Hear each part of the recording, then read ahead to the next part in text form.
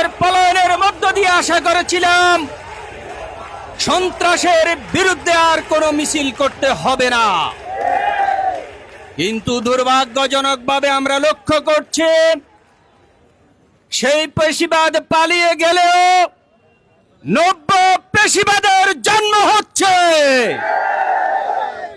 যারা কোরআনের প্রোগ্রামে হামলা করে তাদেরকে দেশের মানুষ প্রতিহত করবে।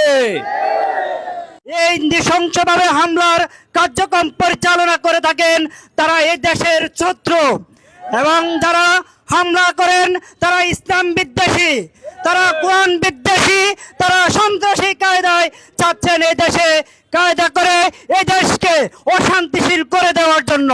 আমরা আজকের এই প্রতিবাদ থেকে জানিয়ে দিতে চাই 24 জুলাই গণহত্যা পরবর্তী মহিপালে আপনারা যে গণহত্যার রচনা করেছিলেন, সেই গণহত্যা থেকে ছাত্র জনতা চেয়েছে এই দেশকে সুন্দরভাবে সাজাবে, কিন্তু আপনারা সেই সাজানোর জন্য এই দেশের ছাত্র জনতাকে সহযোগিতা করছেন না।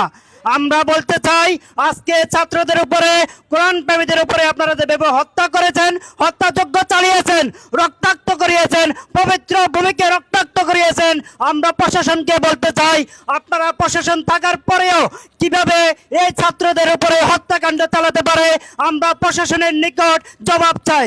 আমরা প্রশাসনকে বলতে চাই আগামী 24 ঘন্টার মাঝে যেন তাদেরকে গ্রেপ্তার করে